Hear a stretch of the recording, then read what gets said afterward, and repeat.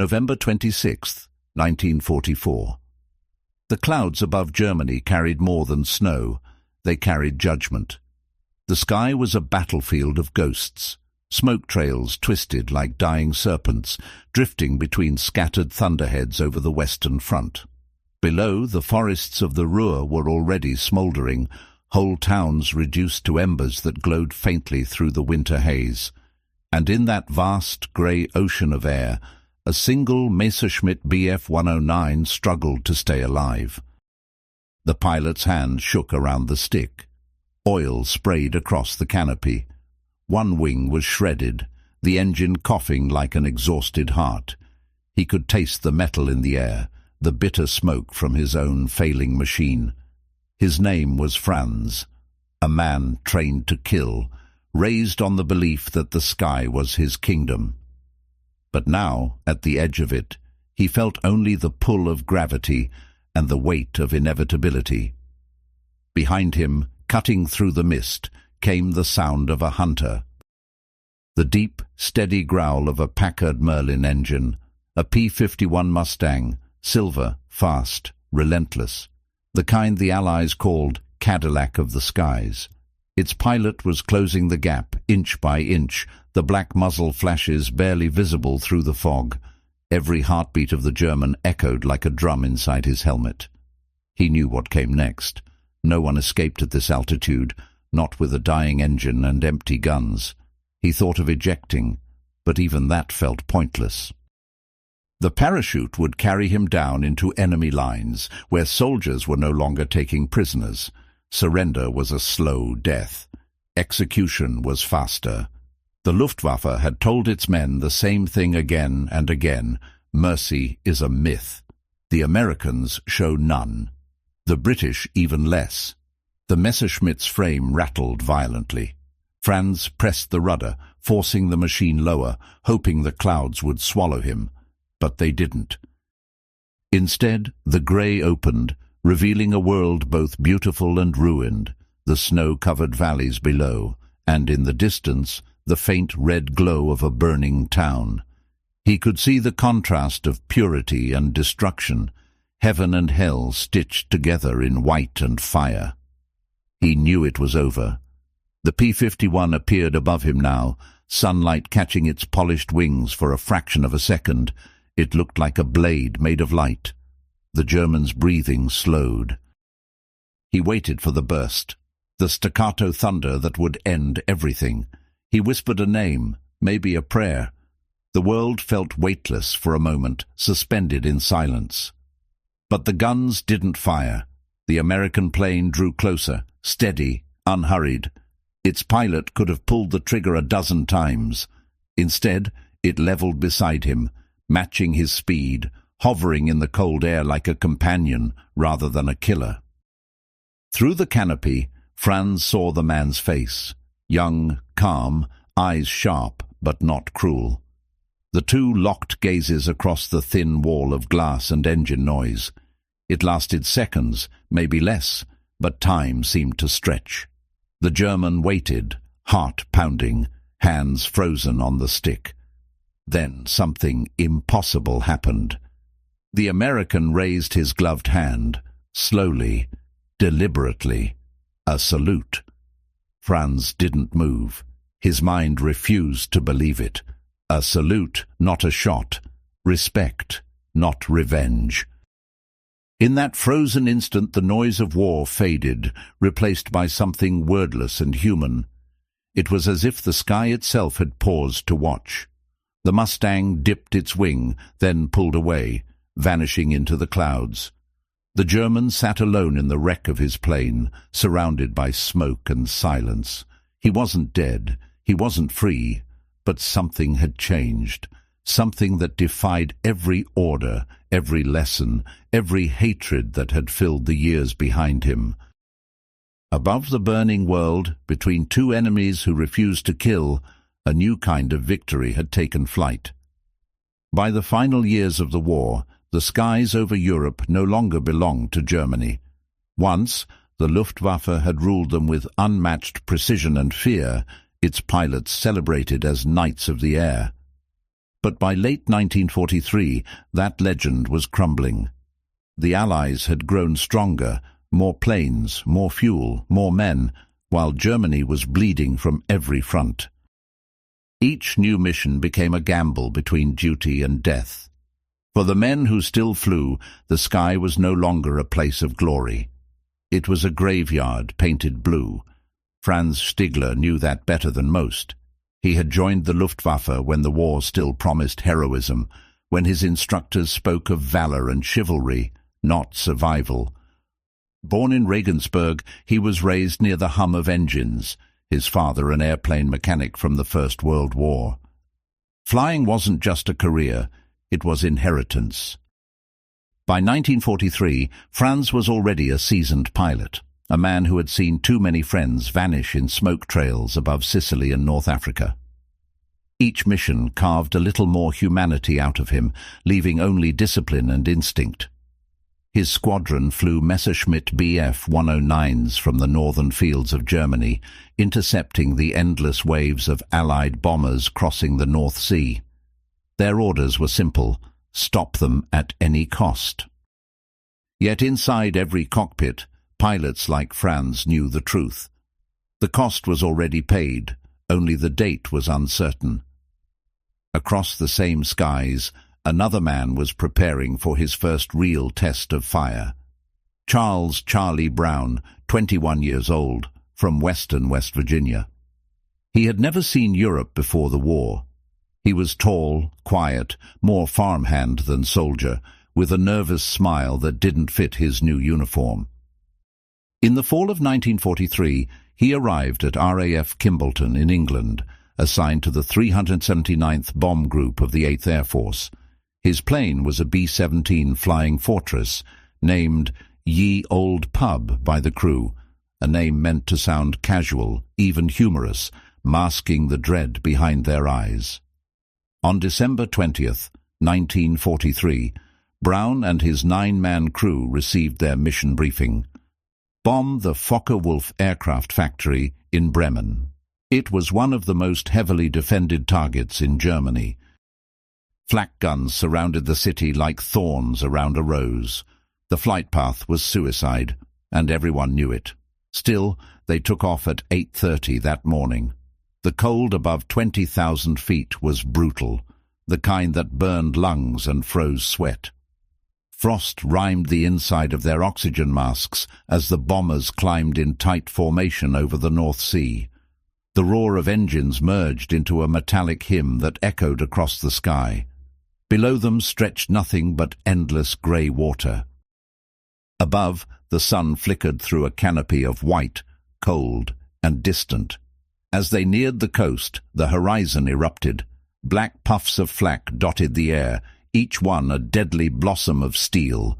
The B-17s shuddered as shrapnel tore through their aluminum skins. Over the intercom, Brown shouted for his gunners to stay alert, voice trembling but steady. The radio cracked with static and fear. Then came the fighters. Messerschmitts and Focke-Wulfs swooped in from the sun, their cannons spitting fire. The bomber formation scattered. Brown's plane took a direct hit to engine number 2. The propeller twisted, smoke trailing behind like a dying comet. Another shell tore through the fuselage, shredding the tail gunner's position. The man inside never had time to scream. The B-17 dropped out of formation, losing altitude fast. Inside, chaos, hydraulic fluid leaking, oxygen systems failing, the waist gunners bleeding from splintered glass. The temperature plunged below -40. They were alone now, limping through German airspace, an iron whale bleeding across the sky. Somewhere below, on a quiet airfield near Bremen, Franz Stigler was refueling after a mission. He had shot down 2 bombers that morning. His plane, patched and scarred, waited for another sortie. The siren wailed again. Another bomber approaching from the northwest, alone. An easy kill. He climbed back into the cockpit. The Messerschmitt roared to life, its propeller slicing the mist. As he lifted off, the world shrank to the sound of his engine and the beating of his heart. The horizon stretched flat and endless. To his left, the North Sea glimmered faintly under a pale sun. Ahead, black smoke columns marked the dying breath of the bomber stream. Minutes later, he spotted it. The B-17 was limping, one engine out, tail shredded, moving barely above stall speed. Through his gun sight, he could see holes in the fuselage large enough to crawl through. It was a miracle the thing was still flying. Franz closed the distance, ready to finish it, but as he approached, something stopped him. Through the canopy he could see the damage in detail, the gunner's position empty, the nose glass shattered, blood streaking the metal, and then faces, young faces, pale, terrified, struggling to keep the dying machine alive. He eased off the trigger. The sky that morning was not just a battlefield, it was a confessional. Each man inside it carried more than a uniform. They carried everything that made them human: fear, pride, duty, mercy. Somewhere between those clouds, the line between enemy and brother began to blur. For Franz Stiegler, that flight would become more than an encounter with an enemy. It would become a test of the last thing war had not yet taken from him: his conscience. And for Charlie Brown, it would be the moment he learned that even in the darkest hour of humanity, light can come from the other side of a gun sight. The B-17 drifted through the grey morning like a wounded bird refusing to fall. Its engines coughed unevenly, one already dead, another fading fast. Sheets of metal flapped loose against the wind. From above, the bomber looked more like a shadow than a machine, barely alive, bleeding smoke across the northern sky. Inside, it was chaos. The cockpit reeked of oil and blood. The right side of the windshield was shattered, leaving only jagged edges through which icy air howled. Charlie Brown gripped the yoke with both hands, knuckles pale, eyes blurred from exhaustion. His co-pilot, Spencer Luke, bled from a cut across his forehead, but kept working the controls, trying to balance what little power remained. Behind them, the intercom crackled with broken voices, fragments of prayer and pain. Hydraulic lines had frozen solid. The bomb bay doors wouldn't close. One fuel tank leaked steadily, leaving a silver trail that sparkled in the thin light. The waist gunners were half-conscious, their faces ghostly white from frost and loss of blood. The tail section, torn nearly off, was a mess of wires and splintered aluminum. Their gunner, Hugh Eckenrode, was gone. The only warmth left from him was the still frozen blood on the metal plates. They were 200 miles inside enemy territory, flying alone, too low, too slow, too broken. Every creak of the fuselage sounded like a death sentence. Charlie knew they wouldn't make it back across the sea. He only wanted to get his crew far enough west to bail out over friendly lines. But down below, on a small German airfield near Bremen, another pilot was climbing into his cockpit. Franz Stiegler had barely finished refueling when the alarm went off again. A single bomber approaching, direction northwest, altitude low, speed decreasing. He didn't need to be told what it meant. A crippled straggler, easy prey. The kind of target that would earn him another victory mark painted on his tail. He took off into the cold air, his Messerschmitt Bf 109 climbing fast through low clouds. The world below disappeared into mist. Within minutes, he spotted the trail, a dark smear of smoke against the silver horizon. Through his gun sight, he saw the bomber. The sight should have been familiar, routine. But something felt wrong. He closed the distance, lining up the shot. His thumb hovered over the trigger, but he hesitated. The closer he got, the more the details emerged. The bullet holes, the shredded tail, the open wounds in the fuselage. He saw bodies slumped beside their guns, helmets scattered like fallen leaves. The plane looked less like an enemy fortress and more like a flying coffin. Franz's instructor's words echoed in his memory. "You fight with honor. You never shoot a man who cannot fight back. He throttled back, flying alongside instead of behind. The B-17 staggered forward, engines rattling, moving at a crawl. Through the broken rear, he could see inside, the waist gunner lying still, another man fumbling with a bandage, hands trembling from cold. He could hear nothing but could imagine the sound, the desperate, dying heartbeat of men who refused to surrender. Inside the bomber, Brown's crew spotted the German plane. Panic surged. Someone screamed over the intercom, "Fighter on our tail!" The gunners tried to swing their weapons around, but the controls were jammed. They waited for the burst that would end them all. But the German didn't fire. He drew closer, barely 30 feet away now. Brown could see the black cross on the fuselage, the pale face behind the glass. Their eyes met for the first time.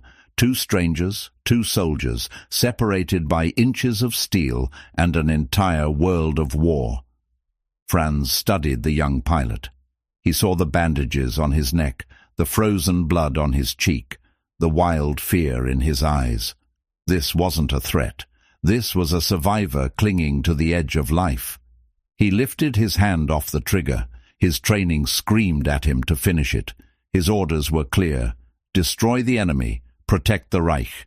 No exceptions.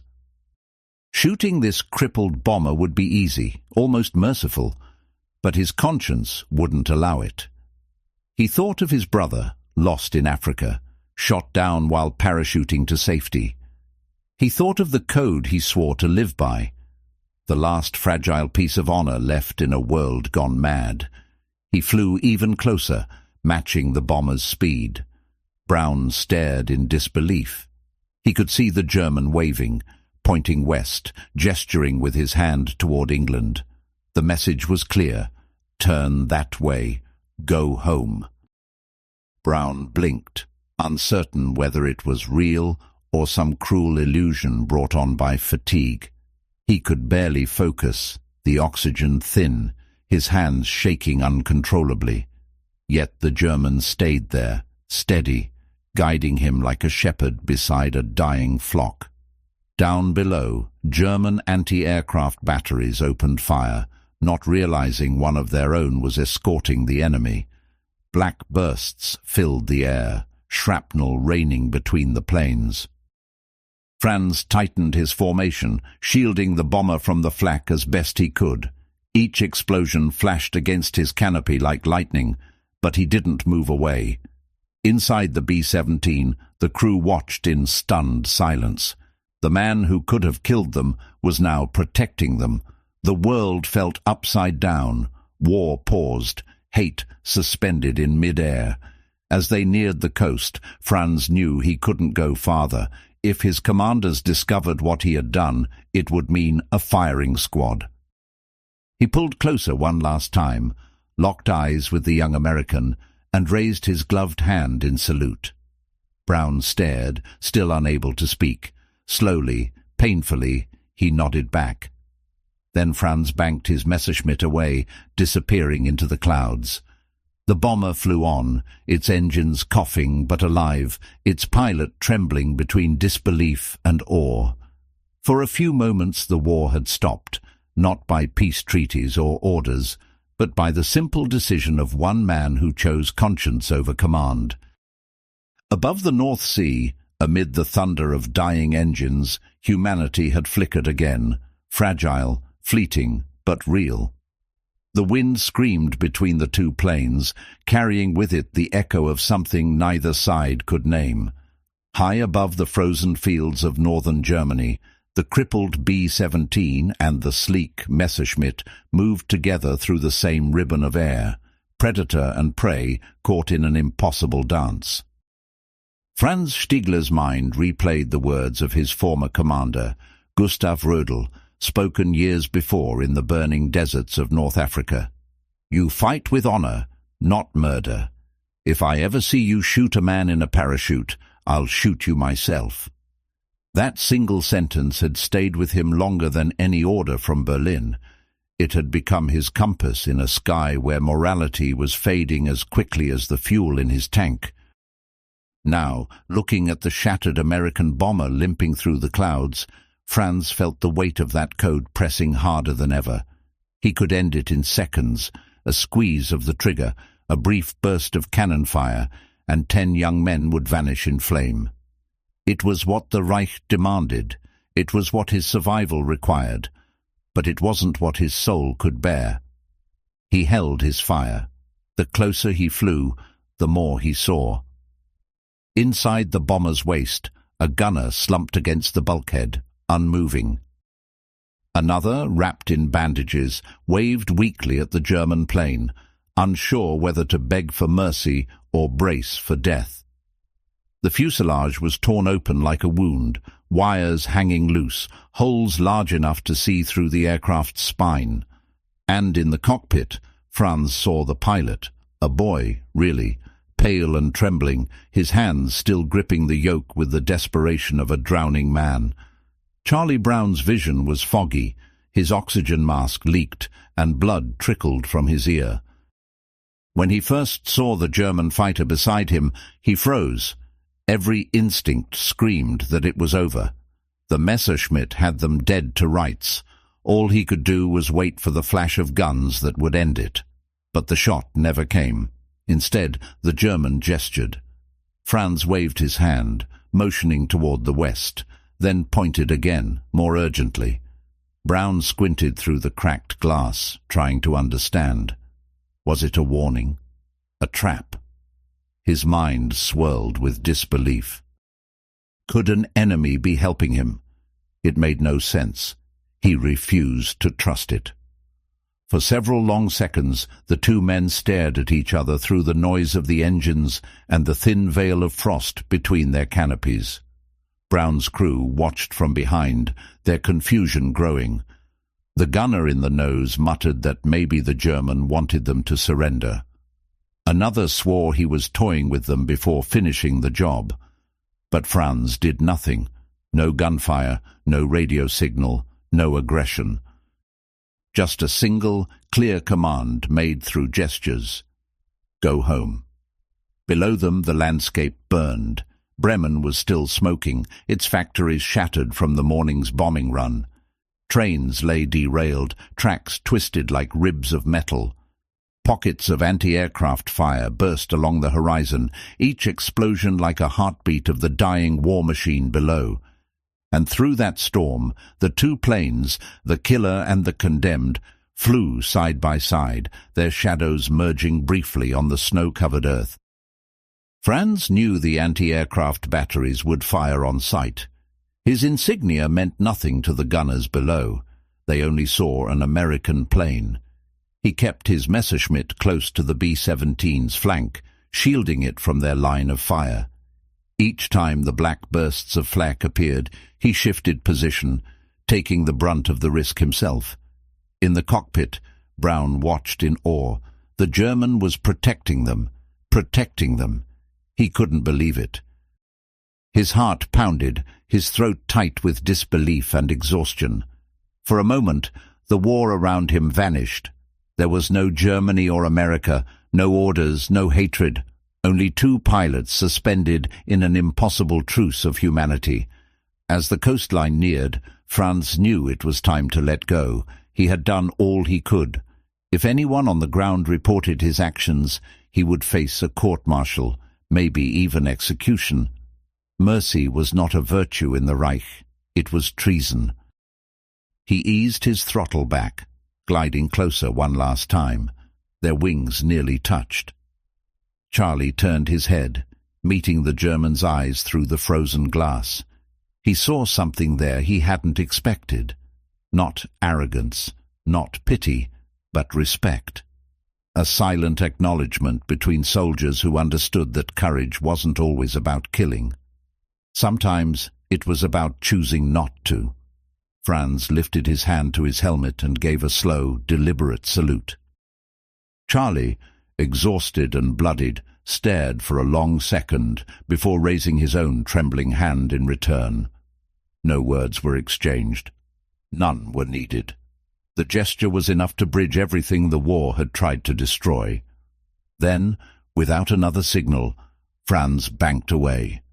His plane cut through the fog, the sunlight glinting briefly off the wings before he vanished into the grey horizon. Inside the B-17, silence filled the cabin. For the first time in hours, no one spoke. The surviving crew members watched as the German fighter disappeared into the distance. They didn't cheer. They didn't celebrate. They simply sat in stunned stillness, trying to process the miracle they had just witnessed. Charlie guided the bomber toward the sea. The engine sputtered but held. When the English coast finally appeared through the mist, a wave of disbelief swept over him. Against every law of war and logic, they had survived. The B-17 touched down at an airfield in Norfolk, skidding across the frozen runway before coming to rest in silence. Emergency crews rushed in, expecting another half-dead crew from Bremen. But as they pulled the men from the plane, they found something else. A quiet, shaken group who could only repeat the same impossible story. A German fighter had spared them.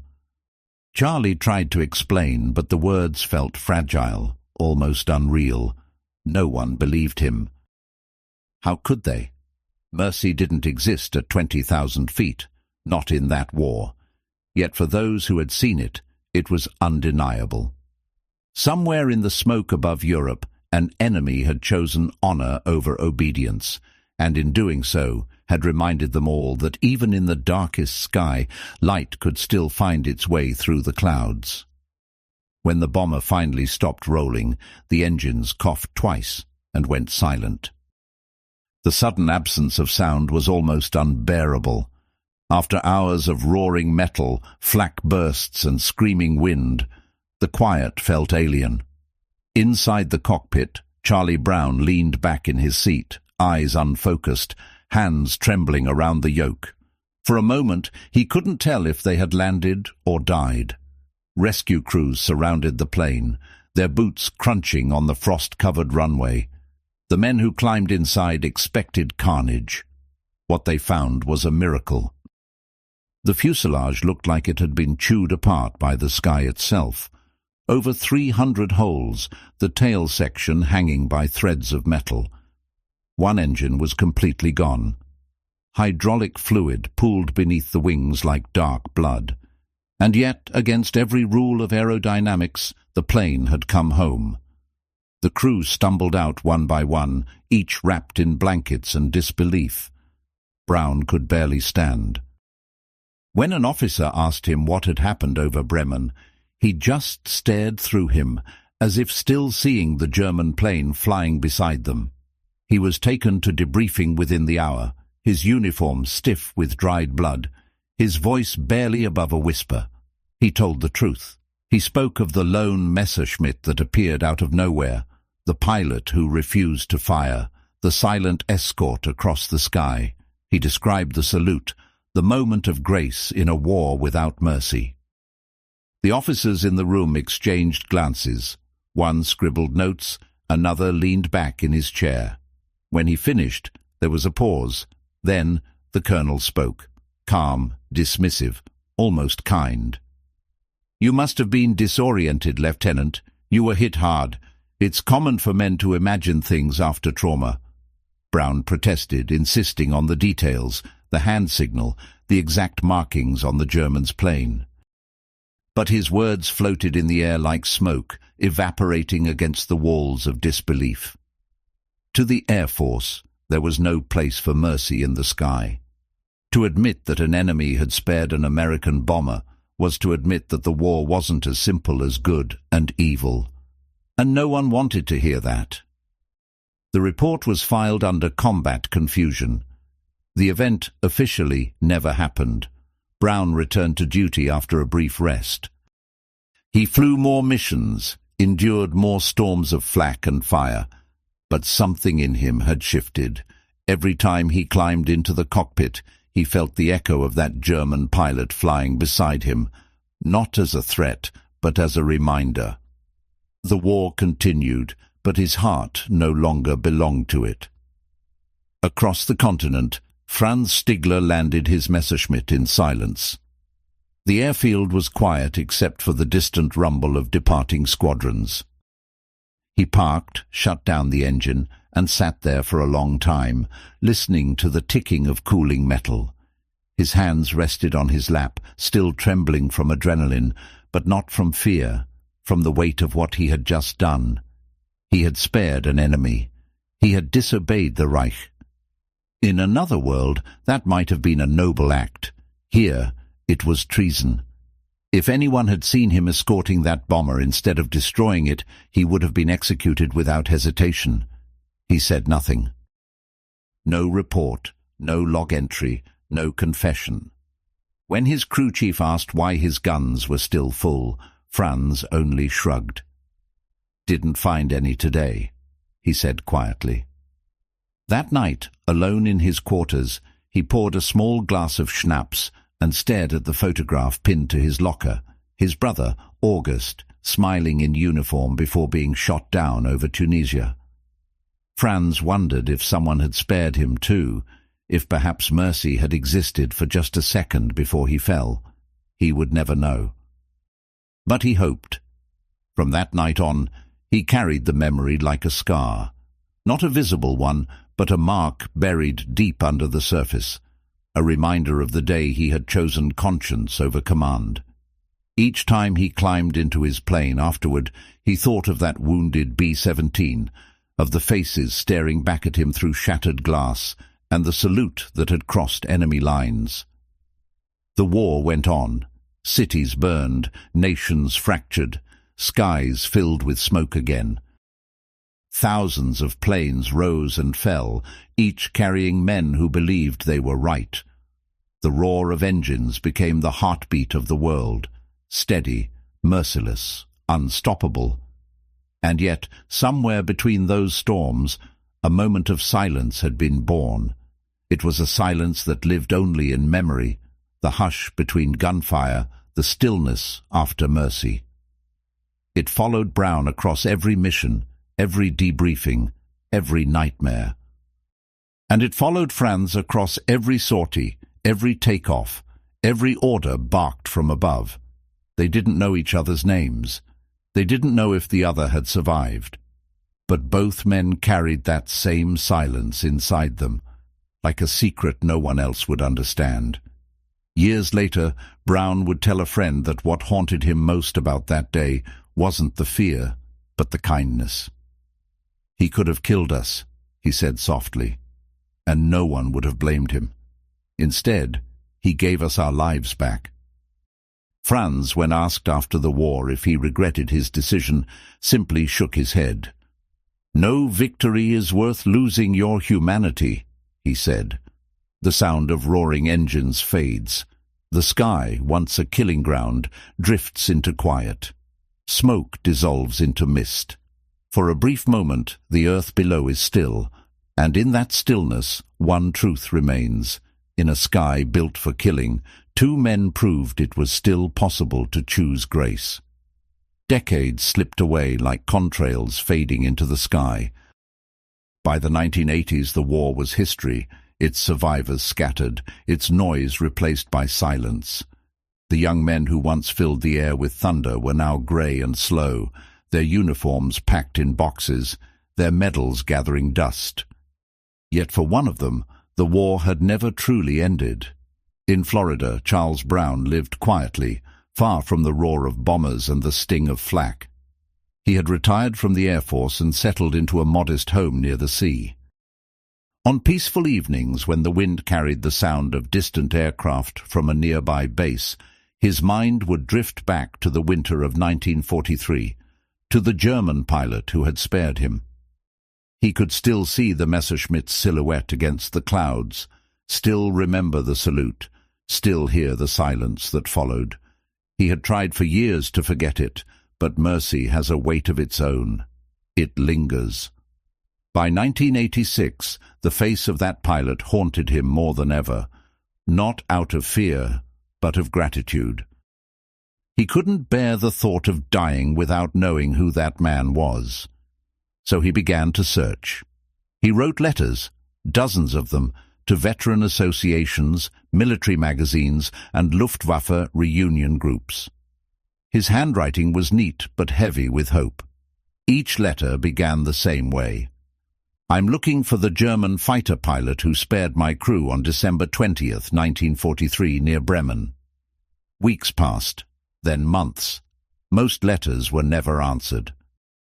Others came back with polite replies, regrets, or silence. Still, he kept going. Something in him refused to give up. He had lived because of that man, and the thought of leaving the world without saying thank you felt wrong. Across the ocean in Vancouver, an old man named Franz Stigler sorted his mail one cold January morning in 1990. His hands, still steady despite age, trembled when he saw the typed envelope from a veteran's newsletter. Inside was a small printed notice, an American pilot searching for the Luftwaffe man who spared a crippled bomber over Germany. Franz read the date once, then again. His breath caught. He whispered to himself, "My God, it's him." For 47 years he had told almost no one about that day, not his fellow pilots, not even his wife. Mercy had been dangerous back then, a crime of conscience. The memory had lived quietly in his chest, a secret reminder of who he had been before war tried to make him something else. Now, at last, it had come back to find him. He sat down at his desk and began to write. The pen moved slowly, his English deliberate but heartfelt. "Dear Mr. Brown, I am the man you are looking for. I saw your plane that day near Bremen. I could not shoot. I am so glad you lived." He mailed it the next morning. When Charlie received the letter, his hands shook so much he nearly dropped it. He read it 3 times, then sat in silence, tears running down his face. For decades he had wondered if the German had survived the war, or if mercy had cost him his life. Now he knew. Weeks later they spoke by phone, 2 old soldiers, one in Florida, one in Canada, hearing each other's voices for the first time.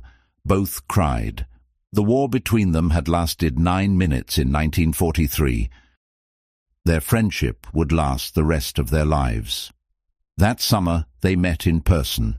The reunion took place in Seattle, in a small conference room filled with veterans. When Franz entered, Charlie stood frozen, the same look on his face as the day he had seen that Messerschmitt beside him. For a long moment, they just stared. Then they embraced. 2 old men holding on to a moment that had outlived the war. Reporters later called it miraculous. To them, it was something simpler: closure. From then on, they were inseparable. They visited each other's homes, attended reunions, and traveled together, giving talks about their story. At schools, they spoke side by side, the American who lived and the German who let him. Franz would tell the students, "I could not kill those men. I saw their faces. They were just boys." Charlie would add softly, "He showed me that even in war, kindness can survive." Their message spread far beyond the classrooms. They appeared at aviation museums and memorials, shaking hands with former soldiers from both sides. The press called them brothers in arms, but they laughed at the phrase. "No," Franz once said, "we are brothers in peace." They stayed that way until the end. When one fell ill, the other called every day. When they met, they greeted each other with the same salute that had once bridged 2 enemies. In 2008, they both passed away within months of each other, Franz first, then Charlie, as if neither wished to live without the other. Their friendship became a quiet legend in aviation circles, but beyond history books and medals, what remained was something more enduring, proof that compassion can survive even in the heart of destruction. The war had given them scars. Mercy had given them meaning. In the end, it was not the battles, the medals, or the victories that defined them. It was a single gesture held between 2 men above the clouds. The salute. In December 1943, it had defied everything their nations demanded. It broke rules, ignored propaganda, and silenced hatred for the length of a heartbeat. Decades later, that same gesture became the thread that bound their lives together, outlasting borders, governments, and the noise of history itself. After they reunited, Charlie Brown and Franz Stigler remained close until the very end. They spoke every week, often recalling that frozen morning when the war briefly forgot to be cruel. When one of them traveled, the other followed. When they appeared before students, they never talked about death or glory, only about choice. Franz would say, "Anyone can be a soldier. It takes courage to stay human." Charlie would smile and add, "The day he spared me, he saved more than my crew. He saved my faith in mankind." Those who saw them together in their old age often said they looked like brothers.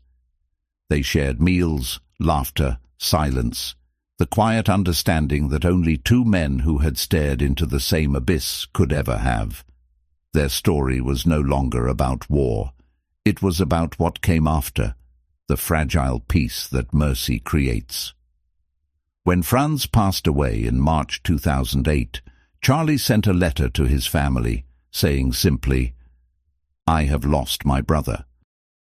9 months later, Charlie followed. Friends who knew them both said it felt right, as if the bond forged in that cold sky had called them home together. Today their planes rest in museums, their names printed on plaques and documentaries. But the true monument to their story isn't metal or marble. It's invisible, carried quietly in the hearts of those who hear it. The idea that compassion, even once, even for a second, can echo longer than war. Historians often say war tests machines, engines, weapons, endurance. But in truth, it tests something far greater, the boundaries of the human spirit, between orders and instinct, hatred and mercy, duty and conscience. Men like Franz and Charlie remind the world what survives when everything else burns away. That day above Bremen, no one witnessed their defiance. There were no cameras, no witnesses, no applause. Only a wounded bomber, a German fighter, and the sound of two engines humming side by side, the rhythm of understanding between enemies who refused to be enemies. And when the clouds finally swallowed them, what remained was not the roar of war, but a silence filled with grace. Above the clouds the salute still echoes, between honor and humanity.